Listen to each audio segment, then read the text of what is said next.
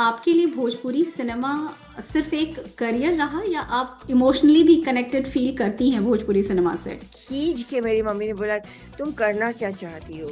मेरे मुंह से निकला, मैं डांस करना चाहती हूँ। माँ की आंखें फट गई। भोजपुरी सिनेमा में आपकी और सुजीत कुमार जी की जोड़ी बहुत पसंद की गई। विदेशिया शुरू हुई तो उसमें हमारे बहुत प्रसिद्ध म्यूजिक डायरेक्टर ने डायरेक्ट की थी, तो उसमें हमें सुजीत कुमार से हमारी मुलाकात। हम लोग का कल्चर एक था, तो लाइक जैसे बॉम्बे में कुछ हम लोग अजीब देखते थे तो उनको भी थोड़ा ऐसे लगता था, अरे यार ये ऐसा हो का रे। हमने कहा हमें क्या पता, लाइक हम लोग भी रॉ मटेरियल ही थे। क्या बात है। तो वो एक केमिस्ट्री कह लो या अंडरस्टैंडिंग कह लो।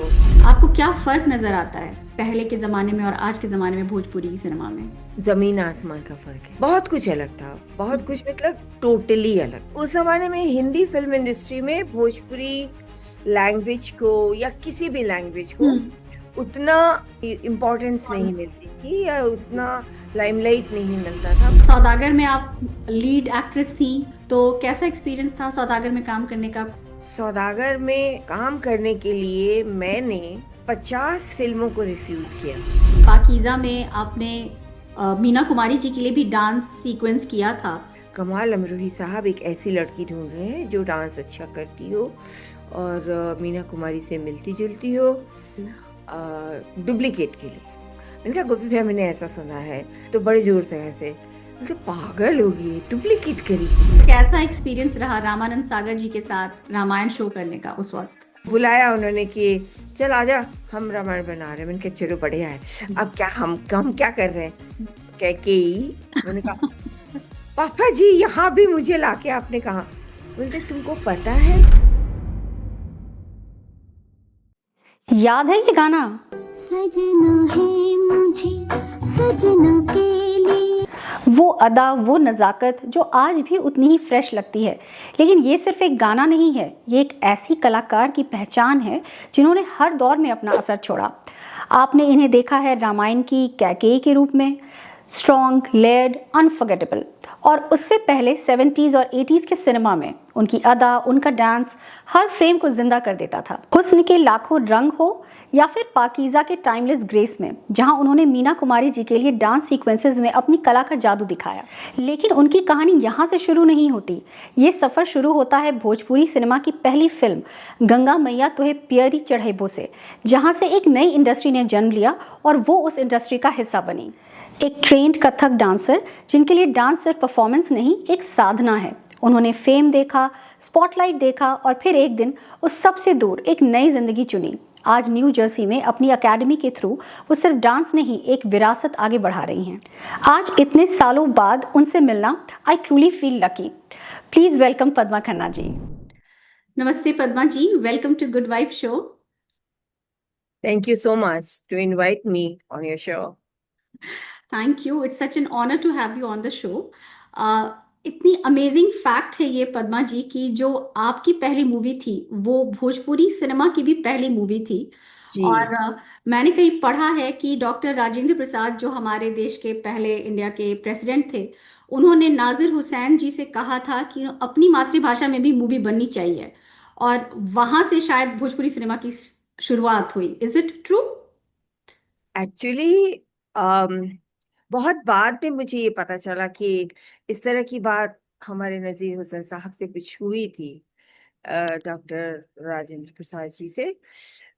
शुरू शुरू में तो मुझे कुछ नहीं मालूम था, because I was totally raw material for Bombay, for film industry and zero कह लो या जो भी कह लो। I mean it was that वे।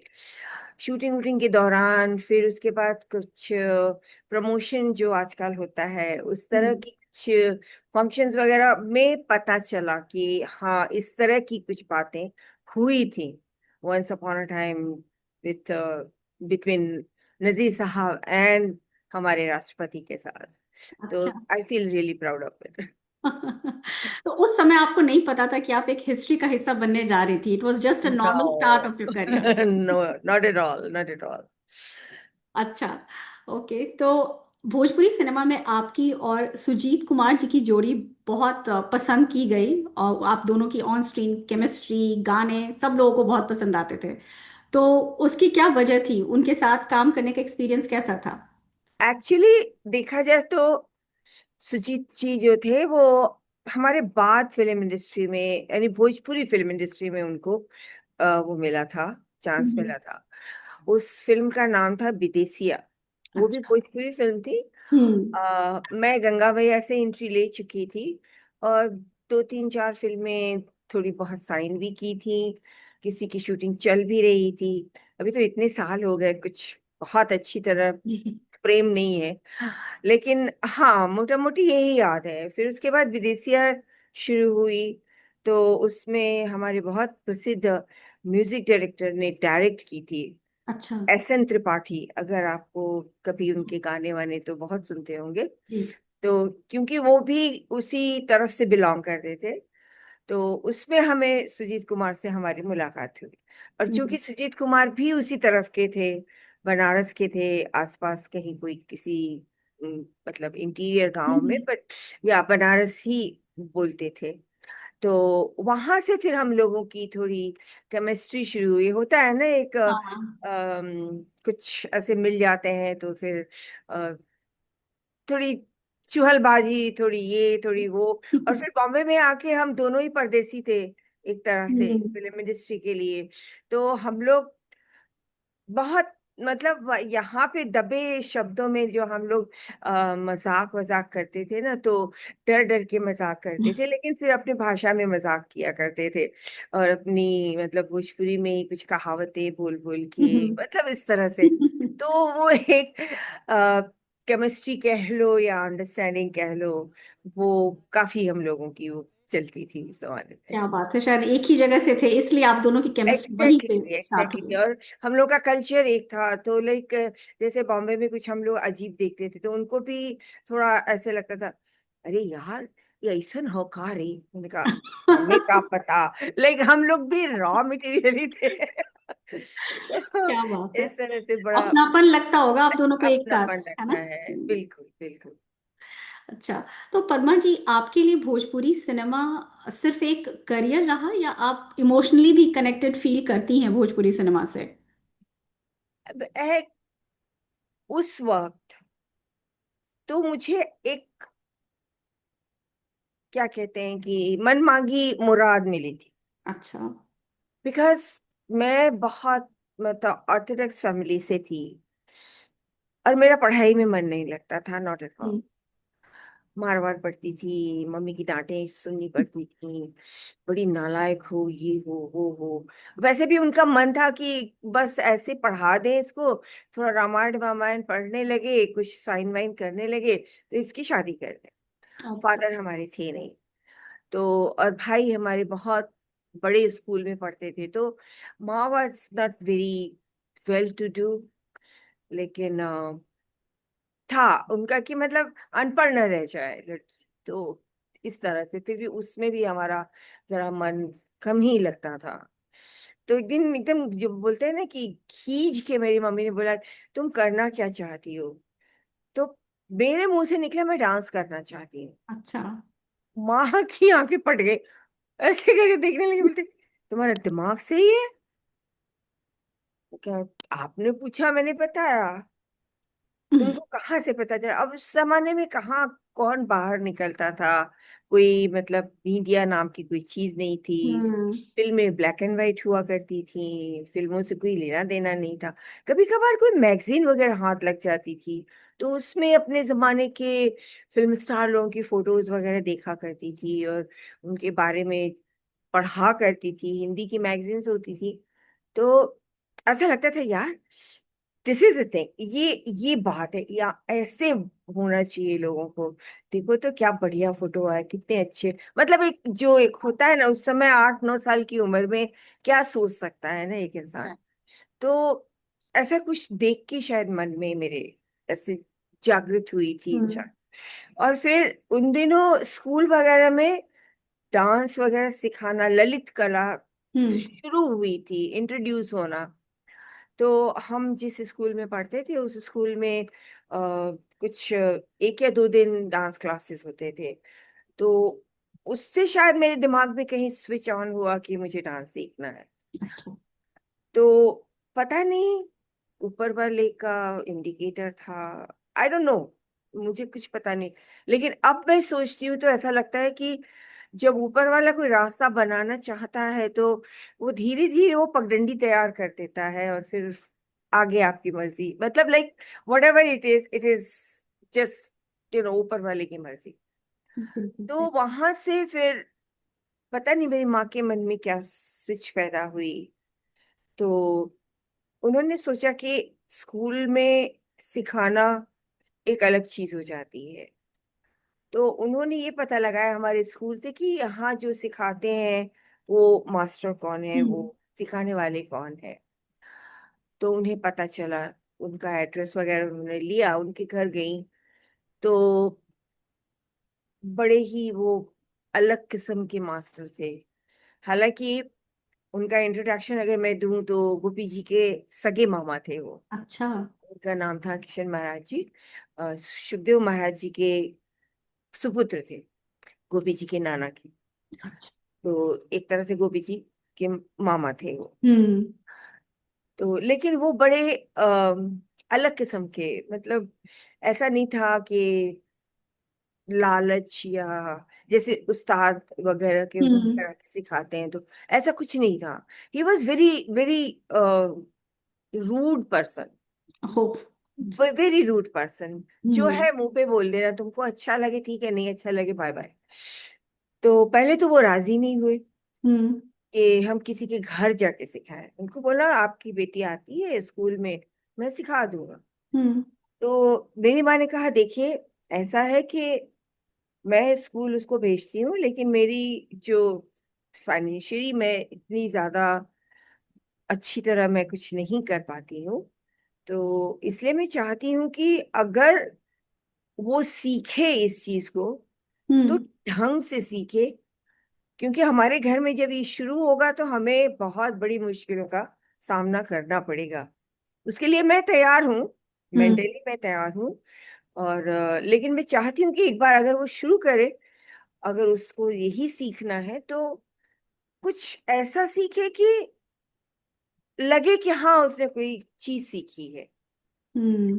तो बड़ी मुश्किल से वो, पता नहीं हमारे इस गुरु के मन में भी क्या आया कि अच्छा हमको सोचने का, वो 2-3 महीने बाद फिर स्कूल में मेरे से बताया कि जाओ माँ को बोलना कि वो जो आई थी उसके लिए कब आना है।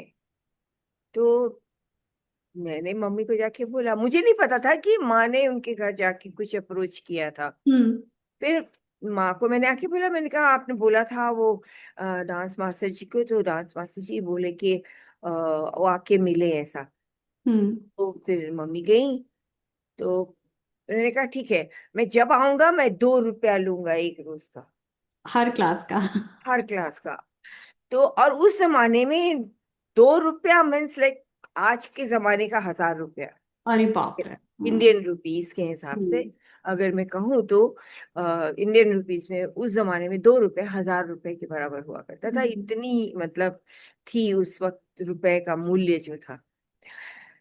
तो माँ ने कहा कि ठीक है। अब उन्होंने इतना बड़ा जेस्चर दिखाया। अब उस वक्त माँ के लिए 2 रुपया जुटाना बहुत मुश्किल था। फिर भी हमारी माँ ने हिम्मत किया और हमारा वो शिक्षा डांस का शुरू हुआ। धीरे धीरे धीरे धीरे सीखती गई। एक जो कहते हैं कि जो नसीब में होता है, हम्म। रुचान बढ़ती गई हमारी, हमारा शौक बढ़ता गया। फिर धीरे धीरे हमने कमला लक्ष्मण जी, ट्रावनकोर सिस्टर, पद्मिनी, रागिनी, ललिता जी, इन लोगों के प्रोग्राम्स वगैरह स्कूल में भी होते थे, बाहर भी होते थे, म्यूजिक कॉन्फ्रेंसेस होते थे। तो स्कूल की तरफ से बच्चों को दिखाया जाता था।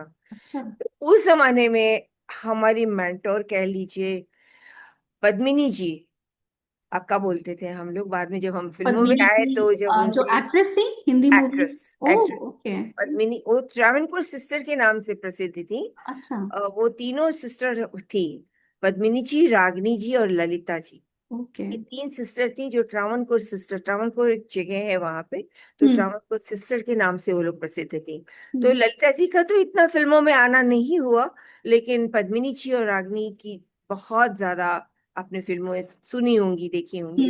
जी। तो उसके बाद फिर बैजंती माला जी आए, अरे वाह। कमला लक्ष्मणा जी थी। ये हमारी एक तरह से, यानी कह लीजिए कि फेवरेट या मेंटोर, कि मुझे ऐसे बनना है। Oh my God. वो पागलपन मुझे तब से सवार हुआ। क्या बात है। तो बस इस तरह से हमारा यहाँ पे डांस और इस तरह से शुरू हुआ। बहुत अच्छी शुरुआत थी, शायद आपकी माँ ने पहले ही, उन्हें पता था, अंदेशा था कि आप आगे जाके बहुत बड़ी स्टार बनेंगी। वो पता था कि नहीं था, ऊपर वाले को पता जरूर था। जी जी, बिल्कुल बिल्कुल।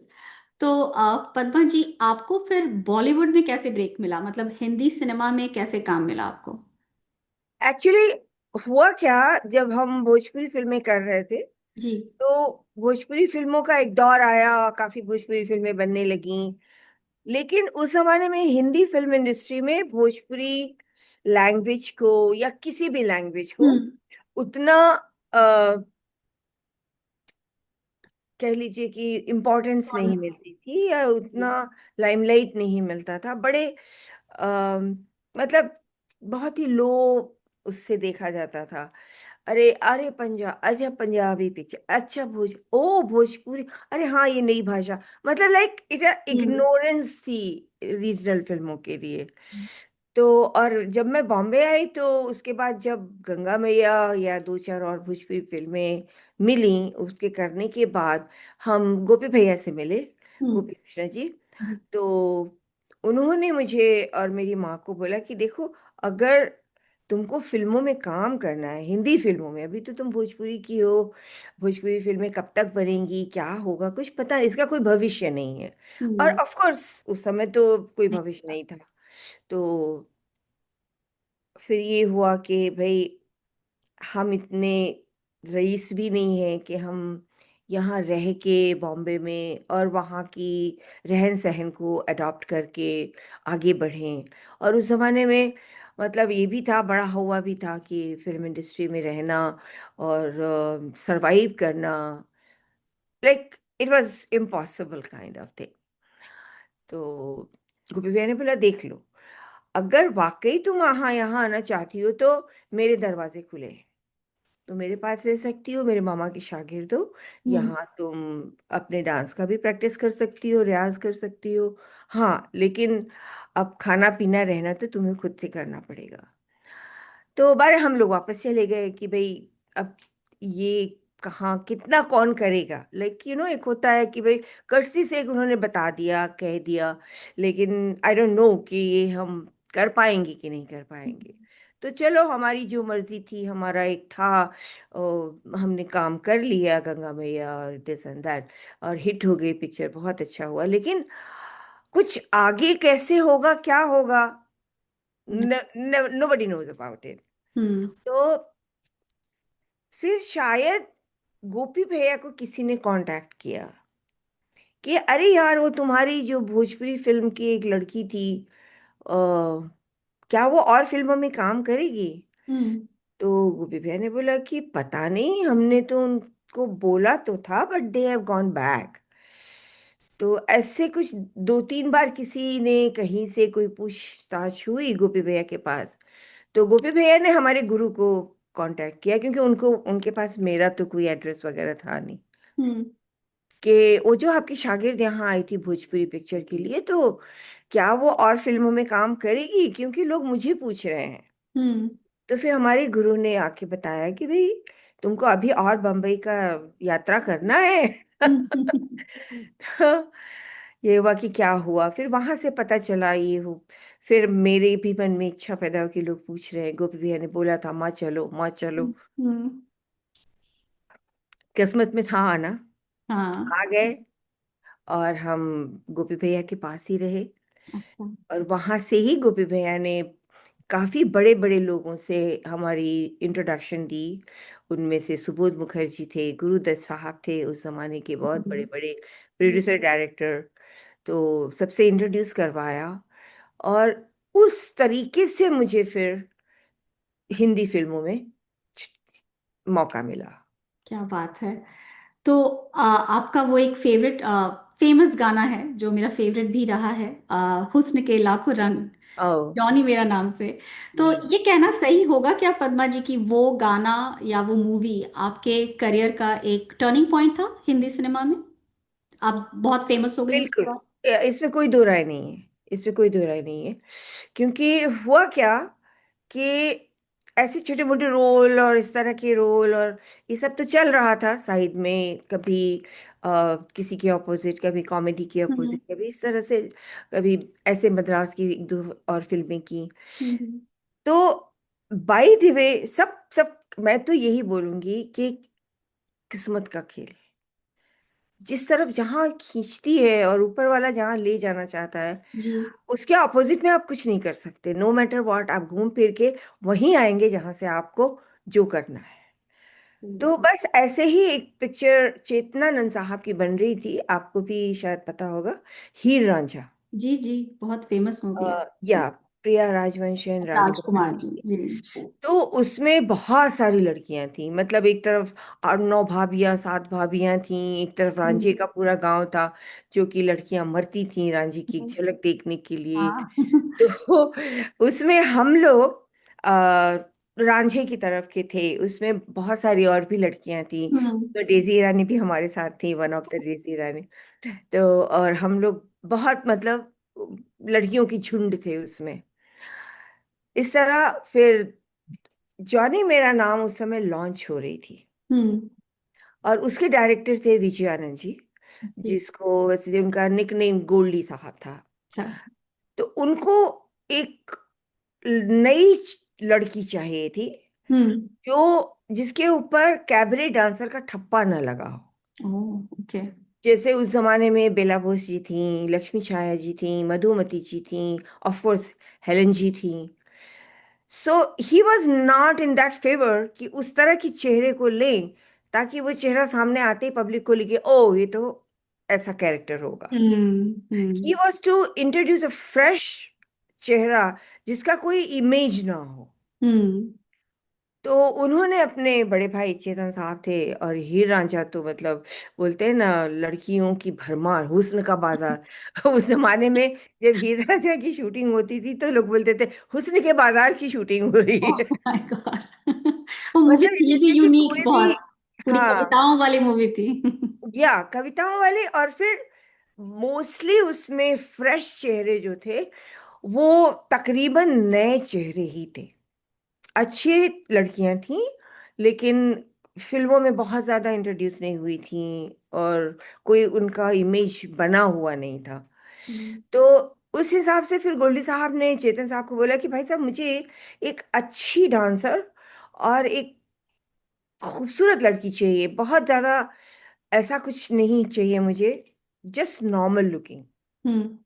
तो चेतन साहब ने बोला देख भाई, बहुत सारी लड़कियां हैं, एक दिन ऐसा करो, अभी हीर का और रांझा का दोनों का शादी का सेट लगा है, तो दोनों तरफ की लड़कियां होंगी, तुम आओ एक दिन, हम्म। अपना टाइम निकालो, वहां पे डांस भी हो रहा होगा, गाने भी चल रहे होंगे, जस्ट पिक द गर्ल्स।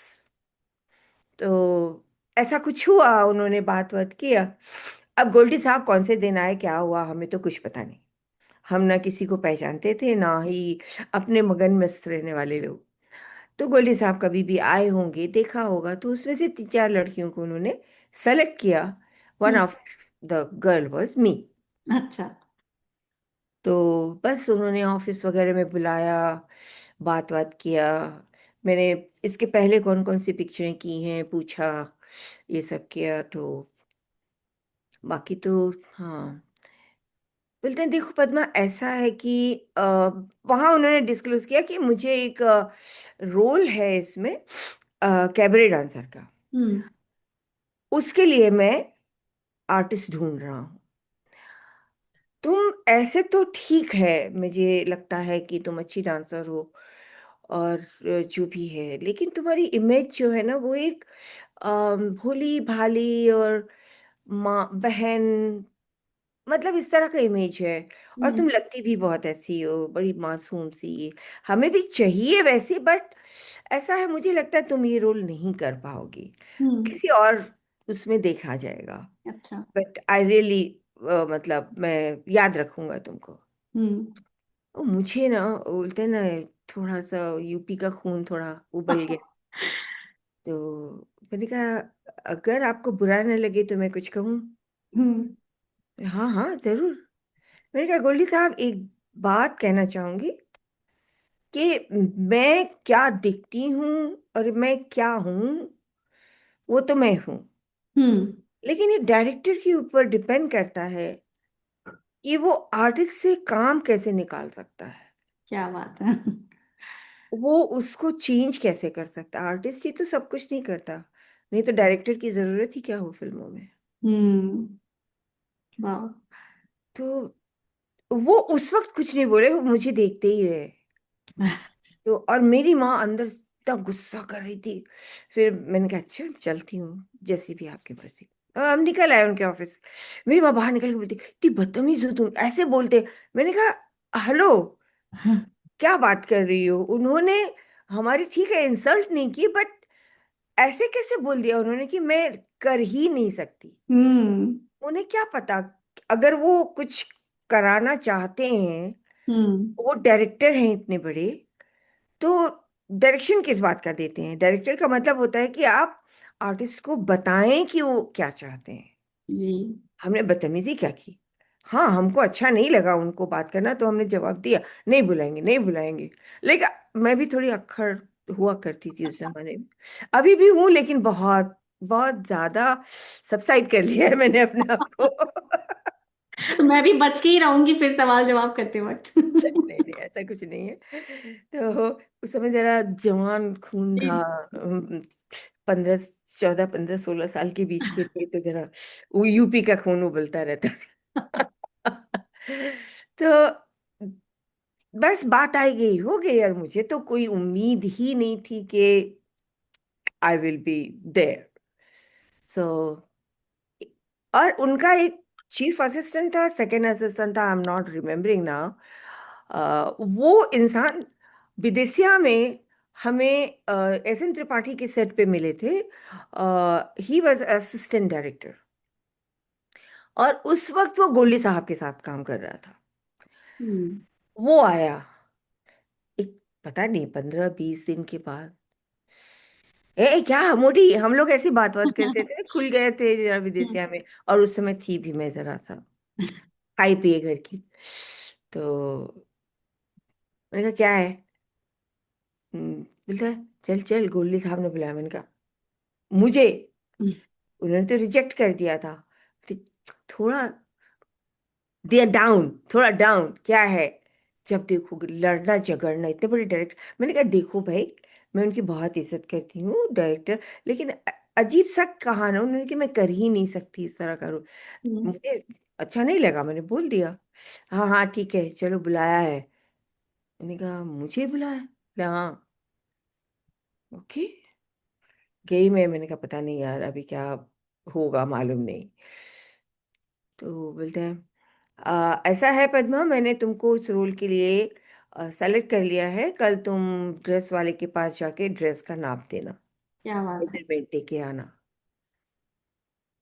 अब मैं क्या बोलूं, आई आई आई एम जस्ट स्पीचलेस। मैं गई तो ड्रेस कौन बनाने वाला था, भानु अथैया। ओ।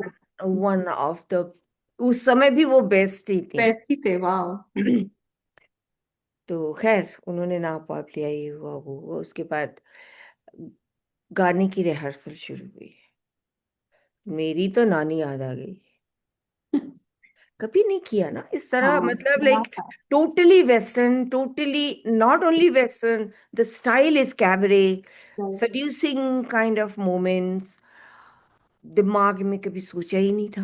हम्म। हम तो भाई कथक करने वाले, नादिन दिना था, मतलब totally classical based answer. Right. ज्यादा से ज्यादा फोक डांस कर लिया, भोजपुरी फिल्मों के जो म्यूजिक होती है। जी। तो हमारी तो नानी याद आ गई, ओफ। लेकिन हमारे जो मास्टर थे, खैर इस वक्त वो नहीं है इस दुनिया में, सुरेश भट्ट उनका नाम था। उस आदमी ने भी जो मेहनत की हमारे साथ, बोले तू मेहनत करेगी मैं मेहनत करूंगा। 8-8 घंटे प्रैक्टिस करवाई उस आदमी ने। वाह। मतलब एक सुबह से हमारी प्रैक्टिस शुरू होती थी, मतलब समझो 9, 9:30, 10 बजे सुबह से 2-2:30 बजे तक दोपहर की, फिर लंच होता था। फिर लंच के बाद जो प्रैक्टिस शुरू होती थी रात को 8 बजे तक। वो एक स्टाइल आना चाहिए जो कि हमारे बदन में दूर दूर तक नहीं था। और कैसे उस इंसान ने, उस डांस मास्टर ने मुझसे वो डांस कराया, या वही जानता है या मैं ही जानती और हम देखने वाले जानते हैं कि वो कितना ब्यूटीफुल था, क्या निकल कर हूँ। आया। तो बस वो एक समझिए मील का पत्थर बन गया जैसे बोलते हैं। हम्म। और तब से बस जो चेंज हुआ मेरे लाइफ में, तो बस आप लोगों को मालूम ही है क्या हुआ। जी जी, बिल्कुल मालूम है। बहुत ही अमेजिंग था वो गाना, उसके तो कितने रीमिक्स बने। वैसे आपके एक अभी और भी गाना बनते ही रहते हैं। अभी भी बनता है, उसका भी रीमिक्स बना, सजना है मुझे सजना के लिए। वो तो आज तक तो अभी आज भी। तक बनता है। आई डोंट थिंक ऐसा कोई सॉन्ग फिर बना उसके बाद। तो सौदागर में आप लीड एक्ट्रेस थी, नूतन जी के साथ, अमिताभ जी के साथ। तो कैसा एक्सपीरियंस था सौदागर में काम करने का? कोई कोई मेमोरेबल मोमेंट जो आपको याद है फिल्म से जुड़ा, जो आप शेयर करना चाहें? एक्चुअली मैं बताऊं आपको, सौदागर में काम करने के लिए मैंने, जो मेरा उस वक्त चल रहा था इमेज, हम्म। मैंने उस वक्त 50 फिल्मों को रिफ्यूज किया, अच्छा। ओके।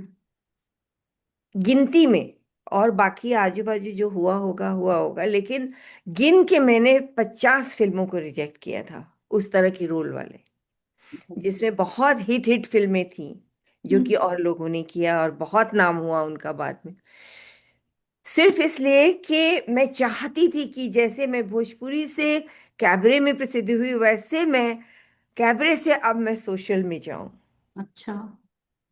और हमारे कुछ मतलब हमारे राय देने वालों ने, हमारे वेल विशर्स जो थे, उन्होंने कहा भी कि पद्मा कुछ सेटिस्फाई करो, अपने सेटिस्फाई करके और सेक्रीफाइस करो, अपने आप में सेटिस्फाई हो जाओ कि बस अब ये इस तरह की फिल्में नहीं करनी है तुम्हें। हम्म। तुम्हें बहुत बड़ा चांस मिल रहा है, राजश्री का बैनर मिल रहा है, और लीड में तुम आ रही हो, और नूतन जी तुम्हारे साथ हैं, अमिताभ हैं। हालांकि उस वक्त ऐसा अमिताभ जी का वेल नहीं। वेल नहीं था, हम्म। लेकिन फिर भी हम्म। अच्छे आर्टिस्ट में तो डेफिनेटली वो गिने जाते थे। तो और उस समय ये बहुत बड़ा चांस है तुम्हारे लिए, अगर ये तुम सक्सेस हो गई यहाँ पे, तुमने अगर इसको कबूल कर लिया और इसमें थोड़ी आपने अपनी थोड़ी दिशा बदलने की कोशिश की, हम्म। तो हो सकता है कि ट्रैक ही बदल जाए। और इस तरह से मैंने सौदागर में काम किया। बस जो होना था हुआ। तो इस तरह से सौदागर मिली, और उस वक्त हम स्ट्रगल में ही थे।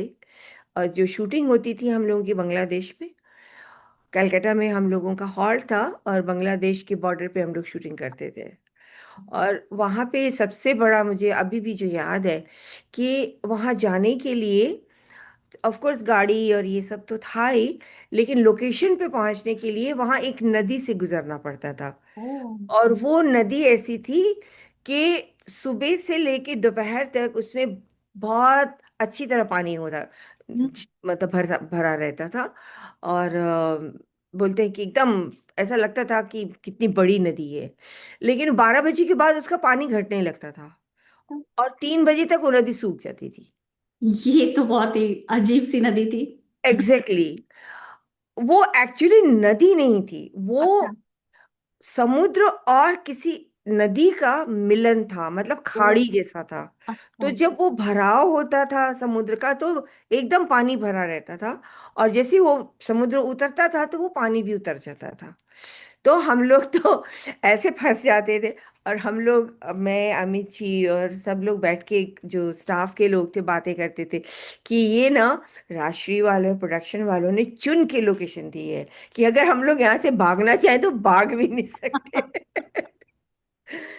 क्योंकि सुबह हम लोगों को होटल से 4, 4:30 बजे के करीब निकलना पड़ता था।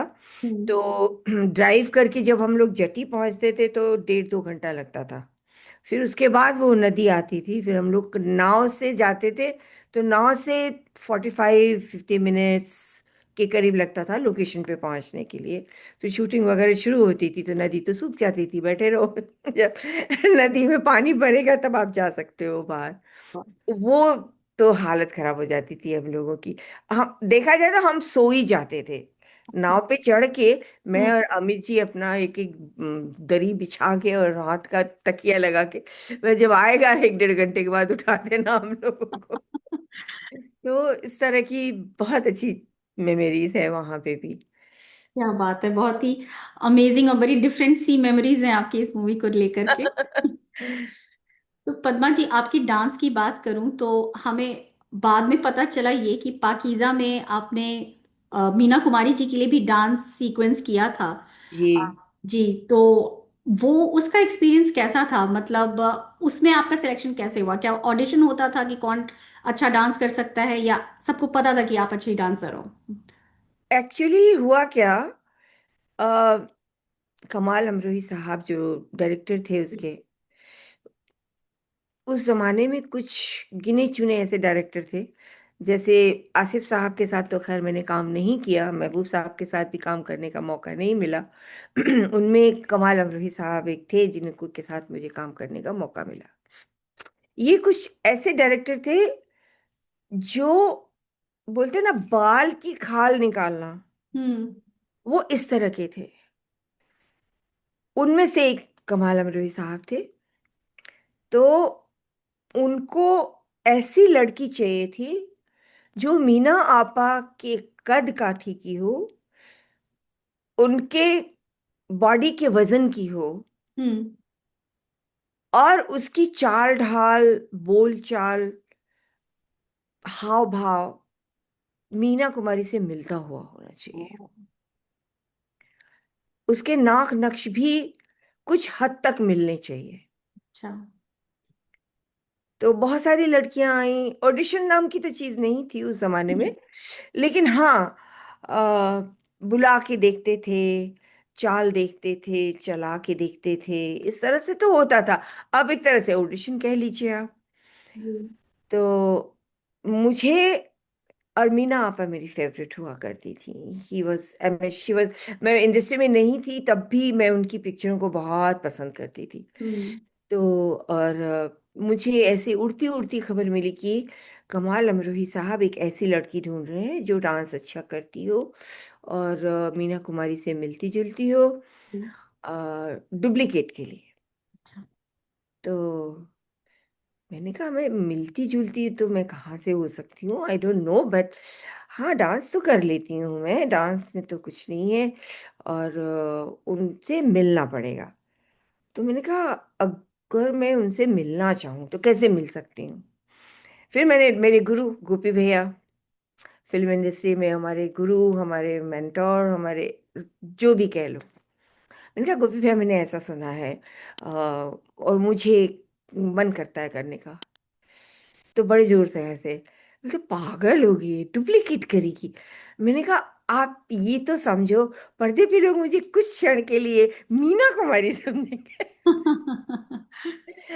वो भी मतलब एक, कह लीजिए जो बुद्धि थी उस वक्त के, मीना कुमारी बन जाऊंगी मैं। अंदर से वो एक वो था कि डुप्लीकेट वगैरह का कोई मतलब नहीं होता, हम्म। लोग मुझे उस समय मीना कुमारी समझेंगे। तो गोपी भैया मैंने कहा ठीक है आप तो हंसी उड़ा रहे हो। बोले नहीं सच्ची करने का मन। मैंने कहा आप भेजोगे? बोले मैं भेजने भेजने वाला नहीं हूँ, उनके जो सेक्रेटरी है मैं उनको फोन कर देता हूँ, तो जाके मिल लेना, तुमको बड़ा शौक चढ़ा है। तो फिर कमाल अमरोही से डर के रहे ना, बहुत गुस्से वाले हैं वो, कुछ भी बोल देते हैं। मैंने कहा चलो देख लेंगे। तो उन्होंने बार फोन ऑन कर दिया, गोपी जी का फोन किसी को जाए, और वो भी ऐसे, मतलब उस समय जो बहुत खोज हो रही थी कि कोई लड़की मिले। तो आपा की तबीयत बहुत खराब थी उन दिनों, मतलब she couldn't walk properly, Meena ji. और वो गाना बहुत जरूरी था पिक्चराइज होना। हम्म। तो हमें बुलाया गया, मैं गई तो मुझे चला के देखा, फिर मेरा डांस वांस देखा, उन्होंने कथक सीखती हो, गोपी जी से सीखा है। अच्छा, तो हमारे लच्छू महाराज जी उनके डांस मास्टर थे, पाकीज़ा के। उस वक्त वो नहीं कर रहे थे, उस वक्त गौरी शंकर मास्टर जी थे, जो कि वो डांस करने वाले थे। उनको हमारा डांस सिखाया गया। फिर काफ़ी एग्जाम हुए हमारे उस डांस के लिए भी। फिर मीना आपा से मुलाकात हुई। तो मीना जी ने बस मुझे एक ही शिक्षा दी, मुझे देखो, मेरी चाल को देखो, हम्म। बस। अगर इसमें तुम पास हो गई तो तुम ये डांस करोगी। अच्छा। मैं बता नहीं सकती, वो मोमेंट मेरी जिंदगी का कभी ना भूलने वाला मोमेंट। क्या बात है। मैंने पूरी कोशिश की कि जैसा उन्होंने दिखाया, कोशिश की मैंने, शायद उन्हें ठीक लगा, मैं सेलेक्ट हो गई। और हमने देखा कितना अच्छा लग रहा है, पता नहीं चलता है कब वो डांस कर रही है, कब आप डांस कर रहे हो। ये तो कमाल, हाँ। कमाल साहब का था। अच्छा। वो मतलब वो बैठते थे, मेकअप जब होता था तो वो खुद बैठते थे। हम्म। आपने देखा होगा, मिड शॉट तक मेरा शॉट है। हाँ। एक मैं कह सकती हूँ कि ये मैं हूँ, otherwise nobody can figure it out कि this one is not Meena Kumari. Meena Kumari का फेस इतना ही आता था जब वो घूंघट उठाती थी, घूंघट उठाते थे। Because she couldn't walk, she couldn't move her body. इतना ज्यादा उनका उस समय हेल्थ का प्रॉब्लम था। हम्म। तो बस इस तरह से वहां भी नैया पार हो गई। क्या बात है। बहुत बखूबी नैया पार हुई आपकी पद्मा जी। और अब थोड़ा फिर से भोजपुरी सिनेमा के बारे में पूछना चाहूंगी कि जब जरूर। आप भोजपुरी सिनेमा के एक बहुत ही खूबसूरत दौर का हिस्सा रही हैं, जब मूवीज बड़ी सिंपल और एक मैसेज वाली मूवीज बनती थी, तो और आज मूवीज जिस तरह से बनती हैं, आई एम नॉट श्योर कि आप अब कितना टच में है भोजपुरी सिनेमा से, कितना देखती हैं, पर आपको क्या फर्क नजर आता है पहले के जमाने में और आज के जमाने में भोजपुरी सिनेमा में? जमीन आसमान का फर्क है। हम्म। क्योंकि देखो, जब गंगा मैया बनी थी उस समय ब्लैक एंड व्हाइट का जमाना था। हम्म। कलर तो इंट्रोड्यूस हुआ था, बट बड़ी बड़ी पिक्चरों में, किसी किसी पिक्चरों में कलर होता था। तब से लेके आज तक कितना फर्क पड़ा है, बहुत ही हम्म। फर्क पड़ा है, जिसका कोई शुमार नहीं है। तो उस जमाने में जो था, एक अलग कल्चर हुआ करता था, लोगों का विश्वास अलग था, हम्म। पब्लिक का देखने का नजरिया अलग था, जी। बहुत कुछ अलग था, बहुत कुछ मतलब टोटली अलग था। हम्म।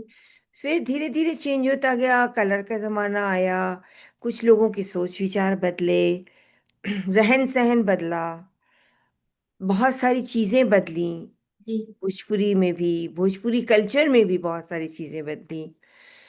जात पात ये वो सब खत्म हो गया। और एट प्रेजेंट भोजपुरी में और हिंदी फिल्मों में कोई ज्यादा फर्क नहीं रह गया है। वहां भी अच्छे खासे डांसेस होने लगे हैं, मॉडर्न डांसेस होने लगे हैं, मॉडर्न लैंग्वेजेस भी मिक्सअप हो जाती है, गाने भी कुछ इसी तरह हो गए, तो लोगों के देखने का भी नजरिया बदल गया, हम्म। लोग भी बदल गए, पब्लिक भी बदल गई। तो that is no comparison from that era to this era. True true, बहुत बदलाव आ गया है। Too no much. Doubt, no doubt या। पर किसी किसी को कह नहीं सकते कि ये बदलाव क्यों क्यों आया है, क्योंकि ऑडियंस भी शायद चेंज हो गई है, ऑडियंस की पसंद चेंज हो गई डेफिनेटली डेफिनेटली। है। हिंदी फिल्मों में ही देख लीजिए, भोजपुरी की तो बात ही अलग है। जी जी, बिल्कुल सही। हर तरह से बदलाव आया है, लोगों के देखने का बदलाव आया है, लोगों के सोच समझ का बदलाव आया है, रहन सहन का बदलाव आया है। हम हम्म अपनी जेनरेशन की बात करें, हम्म, हमारे बच्चे कितने बदल गए हैं। अब जी। उनके बच्चों का क्या हाल होगा, ऊपर वाला जाने। हाँ। हम तो अभी पिछड़े वर्ग में गिने जाते हैं अपने कुल खानदान में। कहाँ हो माँ, क्या बात करती हो बस। जमाना बदल गया है हर जमाने के साथ। बहुत बहुत बहुत। ओके, तो पद्मा जी, अब फिल्मों से मैं आपके टीवी के करियर के बारे में बात करना चाहूंगी। जैसे श्योर। फिल्मों में आप इतने फेमस रही, भोजपुरी हो या हिंदी, उसी तरह आपने टीवी में भी रामायण शो किया, जो हर इंडियन, जिन्होंने नहीं भी देखा होगा, आज की जनरेशन ने भी, कोविड के टाइम में वो रीटेलीकास्ट हुआ था दूरदर्शन पे, तो सबने देखा। और हर किसी को, जिन्होंने आपकी मूवीज भी नहीं देखी होंगी, उन्हें पता है कि कैकेयी किसने प्ले किया था, कितने वेरिएशंस थे आपके रोल में, कितना डिफिकल्ट कैरेक्टर एग्जैक्टली। था। तो एग्जैक्टली। कैसा एक्सपीरियंस रहा रामानंद सागर जी के साथ रामायण शो करने का उस वक्त?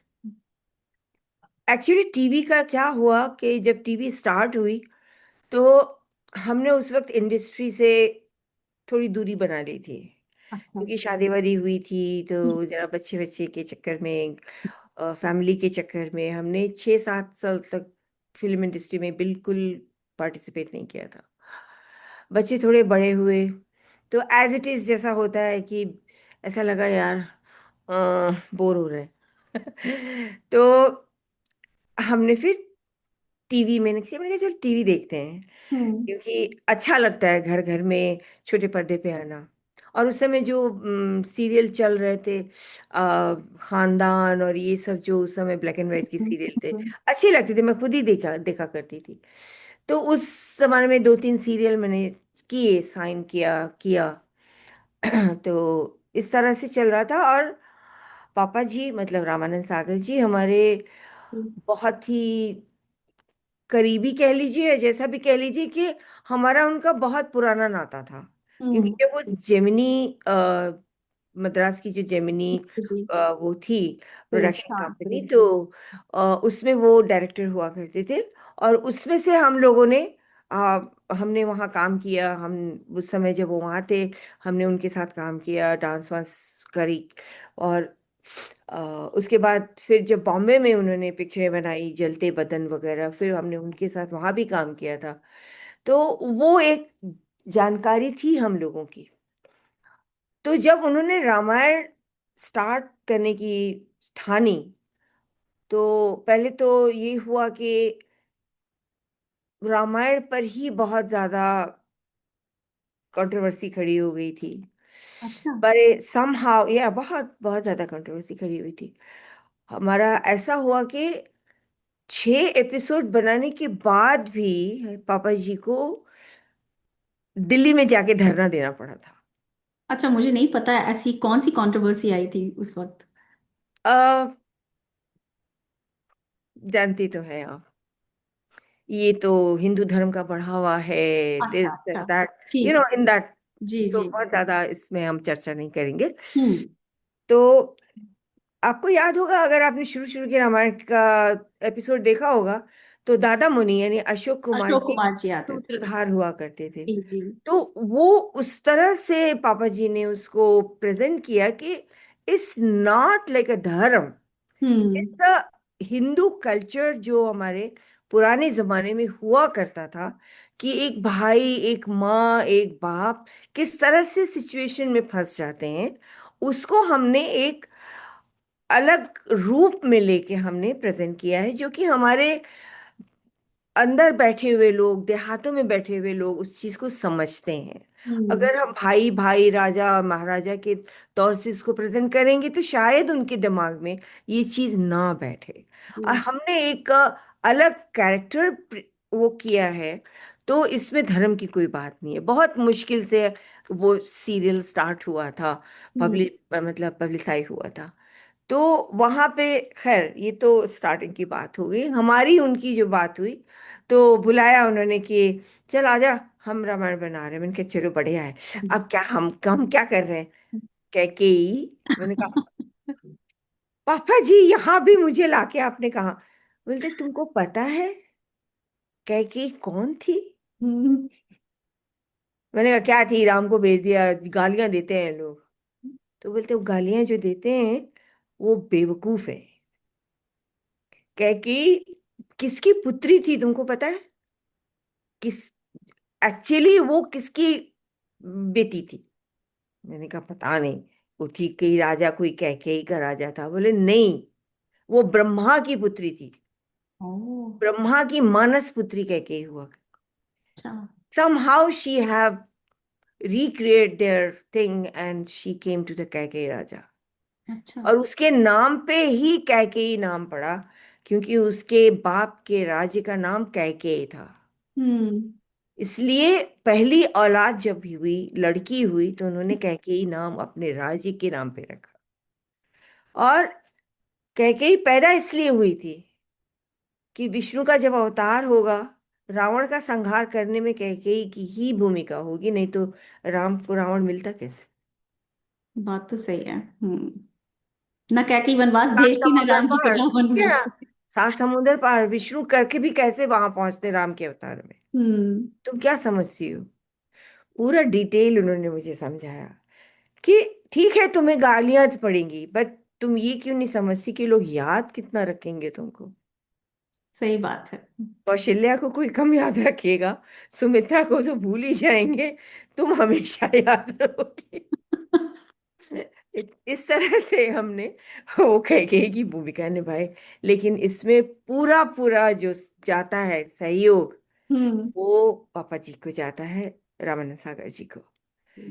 कि उन्होंने कहाँ से मुझे उनके दिमाग में मैं घुसी कैकेयी का पाठ करने के लिए। बहुत ही अच्छी चॉइस थी उनकी कैकेयी के रोल के लिए, और आपने बहुत ही बखूबी आय। निभाया उस रोल को। और सच में कैकेयी सबको याद है। यार मतलब हमेशा कैरेक्टर याद ही रहती है ना। एक देखा जाए तो रावण और कैकेयी दो याद रहते हैं। राम तो ठीक है। है। राम तो भाई राम है। जी जी जी बिल्कुल। तो पद्मा जी, आपने हर तरह की इंडस्ट्री में काम किया, TV industry, Hindi cinema, Bhojpuri cinema. तो आपने सबसे ज्यादा एंजॉय कहाँ किया? कोई ऐसा जिसमें से, तीनों में से, जो आपका फेवरेट लाइन था? मैं एक बात बताऊं आपको, जिस जिस लाइन में मैंने शुरुआत की, हम्म। भोजपुरी में शुरुआत की, आई एंजॉय लॉट। फिर जब मैं हिंदी में टर्न ओवर हुई, वहां भी बहुत अच्छा लगा मुझे। हम्म। वहां से जब ठप्पा लगा जॉनी मेरा नाम का, that life I also enjoy, because it totally different था। हाँ। मतलब एक सीधी सादी भोली भाली कथक डांसर से एक कैबरे डांसर में राज करना इंडस्ट्री के ऊपर।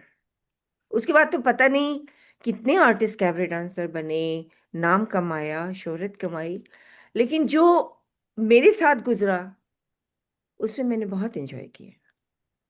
आफ्टर दैट जब टीवी में आए, जी। वो भी बहुत एंजॉय किया, आज भी करती हूँ।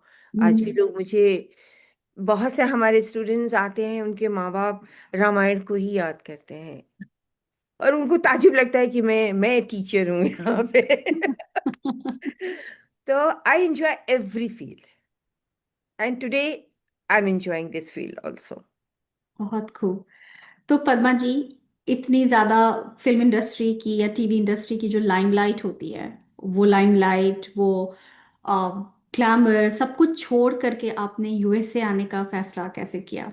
डिफिकल्ट रहा या एक्चुअली क्या था, difficult? डिफिकल्ट यहाँ आके हुआ।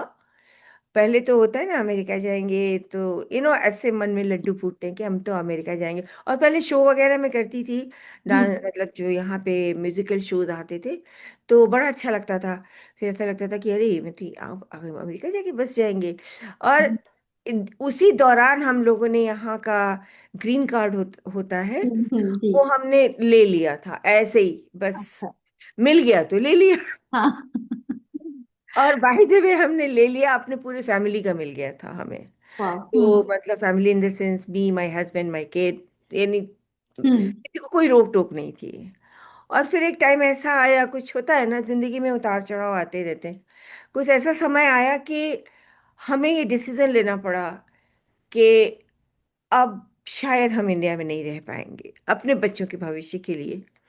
कि कुछ ऐसी चीजें हो गई, कुछ ऐसी सिचुएशंस आ गई कि अब हमने और हमारे हस्बैंड ने डिसाइड किया कि लेट्स गो फ्रॉम हियर। हम्म। क्योंकि हमने अपनी जिंदगी दी, जी ली है, जी रहे हैं, लेकिन कल को कहीं हमारे बच्चों को कुछ हो गया हम्म। तो हमारा जीना बेकार है। तो बस वो एक डिसीजन लिया और आ गए। और हमने कुछ सोचा नहीं था कि हम यहाँ आके करेंगे क्या। हम्म। सबसे बड़ी हमारी एक प्रॉब्लम ये थी। अच्छा। लेकिन हाँ, अपने पे एक विश्वास था, हमारे पास हुनर था और हमारे हस्बैंड के पास भी हुनर था। He was director, he was editor, he was cameraman. Hmm. तो ये हुआ कि वहाँ कुछ ना कुछ तो कर ही लेंगे। और फिर ऊपर वाले की मेहरबानी से हमें यहाँ पे जिसका सपोर्ट मिला वो बहुत ही अच्छे लोग हैं। ईश्वर उन्हें सदा सदा सदा सुखी रखे और हर तरह से वो अच्छी तरह रहे। वो जो एक होता है ना कि देश से परदेश आना हम्म। पूरे फैमिली के साथ, हम्म। और यहाँ आके एक अच्छी गाइड मिलना, अच्छा रास्ता दिखाने वाले मिलना, वो सबसे बड़ी चीज होती है, नेमत होती है, एक बहुत बड़ा वरदान होता है। तो वो जो हमें मिला बहुत अच्छा मिला। शुरू शुरू में होता है क्योंकि बड़े लग्जेरियस लाइफ से जी के आए थे, नौकर चाकर, गाड़ियां बंगले ये वो। बट यहाँ आके ऑफ कोर्स साल 2 साल लगे थोड़ा हम लोगों को स्ट्रगल करने में। जी। लेकिन बस ऊपर वाले की मेहरबानी, मेहनत का नतीजा जी बिल्कुल। आज बैठे हैं यहाँ पे। बिल्कुल बिल्कुल। बहुत खूब। पद्मा जी, अब मैं कुछ आपसे रैपिड फायर क्वेश्चंस ही समझ लीजिए, कुछ क्वेश्चंस आपसे पूछूंगी, हल्के फुल्के सवाल है। इस सेक्शन का नाम है क्विक वाइब्स। हम्म, तो अगर आपकी इजाजत हो मैं पूछूं? जरूर जरूर। I'll okay. try. ओके। तो आपके फेवरेट को स्टार कौन थे, हिंदी सिनेमा में भी और भोजपुरी सिनेमा में भी? भोजपुरी में तो मैं खुद ही थी। और हिंदी फिल्मों में जब मैं आई थी बाहर से, उस समय हमारे को स्टार थे दिलीप कुमार, ओह, अशोक कुमार, और हीरोइन में थी मीना कुमारी, गीता बाली जी, क्या बात है। जो जिनको देख के हम आए थे। अच्छा अच्छा अच्छा। बहुत खूब। और आपके फेवरेट एक्टर कौन रहे आपके, जिनको आपने बहुत ज्यादा पसंद किया जब आप मूवीज करती थी तब, या जिनके साथ करना चाहती थी मूवी, कर नहीं पाई, कोई ऐसा actor? Dilip Kumar, Dilip Kumar. One one and one Dilip Kumar, और मैंने किया उनके साथ। हाँ, संघर्ष में थी आप शायद, है मैं ना? संघर्ष में थी, मैं दास्तान में उनकी वन अच्छा, को दास्तान स्टार में भी थी थी। जी। और और भी एक और कोई पिक्चर थी, नहीं, दो दो या तीन पिक्चर बस इसी में थी। अच्छा चलिए, ओके। और कोई फेवरेट एक्ट्रेस? मीना कुमारी जी आपने बताया, मीना उनके अलावा भी कोई? लास्ट लास्ट वैजंती माला जी, वैजंती स्टिल लाल। वैजंती माला जी से, she was like my Padmini आपा जो भी जी थी, जी। मतलब they was my. And last last में श्रीदेवी जी थी, श्रीदेवी जी। कुछ झलक मिलती थी उनकी हमारे फेवरेट से। अच्छा। ओके। और आप खुद एक डांसर नहीं हैं, तो अपने अलावा कोई ऐसी डांसर जो आपको लगता है, आई नो बैजंती माला जी, पद्मिनी जी सभी बहुत अच्छी डांसर्स हैं, पर कोई और जो आपको लगता है आज के टाइम पे, कोई अगर आप देखती हैं आज भी हिंदी मूवीज, तो कोई जो आपकी फेवरेट डांसर हो या एक्ट्रेस? सभी हैं, सभी अच्छे हैं। ये अच्छे हैं। आप सभी। देखती हैं अभी भी मूवीज, हिंदी मूवीज देखती हाँ हैं? हाँ, बहुत देखती हूँ। अभी मैंने देखी धुरंधर। अच्छा, देख लिया। अभी सेकंड पार्ट नहीं देखी, फर्स्ट पार्ट सेकंड पार्ट, हाँ मुझे भी देखना बाकी है सेकंड पार्ट। ओके। देखी। ओके। तो आपकी खुद की फेवरेट मूवी जिसमें आपने खुद काम किया था? देखिए, खुद की फेवरेट मूवी तो एक ही रही, सौदागर, जो हम्म। कि बड़ी अच्छी लगी थी मुझे। हम्म। मतलब कहानी वाइज, पिक्चराइज वाइज, मतलब पात्र को निभाने के इसमें हर तरह से मुझे बहुत अच्छी लगी थी। नहीं, बाकी तो अच्छी सब मूवी थी, अच्छी थी बहुत अच्छी। फिल्म। बस दुख इस बात का था कि आप गुड़ बनाना नहीं सीख पाई थी उसमें। आई नो यार। बट असली में जानती हूँ गुड़ बनाना। असली में जानते हो? अरे वाह, तो आप बहुत टैलेंटेड हो। असली में जानती हूँ, पिक्चर में नहीं बनाना सीख पाई। अमिताभ जी से मार वार खाई चलेगा। अच्छा, आपका कोई फेवरेट भोजपुरी गाना? भोजपुरी गाना हम्म? आज के जमाने में किसको नहीं, याद। अपने जमाने का, अपने जमाने का, या जिसमें आपने खुद किया, खुद गाया, या फिर कोई भी गाना भोजपुरी, गाया या नहीं भाई, इतना मतलब पिक्चराइज किया, आवाज इतनी सुरीली नहीं है। पिक्चराइज किया हुआ गाना। पिक्चर से बहुत सारे गानों पे हुआ, बहुत सारे। भैया दूज में था गाना, बहुत अच्छा था। बलम परदेसिया में दो तीन गाने थे। हम्म। थोड़ी पत्थर की रे, हाँ, वो बहुत हिट गाना है। बहुत ही हिट गाना हुआ था। बहुत सारे गाने पिक्चराइज हुए हैं हमारे पे। अच्छा, डांस के गाने बहुत पिक्चराइज हुए हैं, अभी तो याद भी नहीं है, सच्ची पूछो तो याद नहीं है। ये क्वेश्चन शायद पूछना बेकार है, फिर भी पूछ रही हूँ मैं कि आपका प्रेफरेंस कथक डांस या फिर हिंदी फिल्मों का डांस? कथक डांस, कथक। जिस्मानी डांस। अच्छा। पिक्चराइज किया हुआ डांस अच्छा है, वो भी अच्छा होता है, लेकिन जो अपने शरीर से जब करो तो जी। वो एक अलग ही, एक उसमें एक मजा आता है। ओके। और अगर आप एक्टिंग नहीं करती या डांस नहीं करती तो क्या होती? कोई और प्रोफेशन कभी सोचा भी कि इसके अलावा मैं शायद ये पता नहीं, माँ कहीं शादी वादी करती है होते, अभी आधा दर्जन बच्चों की माँ हो के कहीं पड़ी रहती है, जिंदा भी होती कि नहीं मालूम नहीं। मेरी माँ तो मेरी 13 साल की उम्र में शादी दूल्हा ढूंढ रही थी हमारे लिए। पर किस्मत में कुछ और ही लिखा था। देख लो। ओके। और कोई एक वर्ड जो आपकी पूरी जर्नी को डिफाइन करता है, एक वर्ड अपने लाइफ की जर्नी के बारे में। मेहनत और किस्मत। Very nice. बस। मेहनत और किस्मत यही चाहिए हर काम के लिए। हर हर फील्ड में, हर हम्म। काम के लिए, जहां भी आप मेहनत करोगे ईमानदारी से हम्म। और आपके किस्मत में होगा, हम्म। डेफिनेटली आप पहुंचोगे। जी। देर में पहुंचोगे, नो मैटर व्हाट, जरूर पहुंचोगे। बहुत अच्छी बात कही आपने पद्मा जी। मैं आपसे पूछने वाली थी अभी कि मैं अपने हर इंटरव्यू में पूछती हूँ लास्ट में कि गुड वाइफ शो के दर्शकों के लिए कोई मैसेज देना चाहेंगे, तो क्या यही मैसेज मान लूं कि मेहनत और किस्मत? बिल्कुल, बिल्कुल, हर किसी के लिए है ये, टीनेजर से लेके यंग जो स्ट्रगल कर रहे हैं उनके लिए भी, सबके लिए। कभी निराश मत हो, अगर आप सच्चाई से मेहनत करोगे और ईमानदारी से, किस्मत में है, आपको जरूर मिलेगा। क्या बात है, बहुत ही अच्छा मैसेज था पद्मा जी, बहुत अच्छा लगा आपसे बातें करके। मुझे भी और बहुत अच्छा आपका वो लगा। मजेदार स्टाइल जवाब देने का, पुराने किस्से सुनकर, और कैसे आपकी डांस की करियर की शुरुआत हुई, फिल्मों में कैसे करियर शुरुआत हुई, बहुत ही इंस्पायरिंग था, बड़ा मजा आया। Thank you so much for coming on the show. और अब इसी मुझे भी तरह बहुत हम। अच्छा लगा आपसे बात करके, बहुत दिनों के बाद इतने अच्छे अच्छे क्वेश्चन पूछे आपने। So nice of you. चलिए, thank you Padma ji. You welcome. Thank you. तो दोस्तों, अगर आपको ये एपिसोड पसंद आया तो लाइक, कमेंट एंड इसे ज़रूर शेयर कीजिए, खासकर उन लोगों के साथ जो भोजपुरी सिनेमा, पुराने हिंदी गाने और रामायण के गोल्डन एरा को चेरिश करते हैं। और ऐसी ही इंस्पायरिंग कहानियों के लिए जुड़े रहिए गुड वाइफ शो के साथ।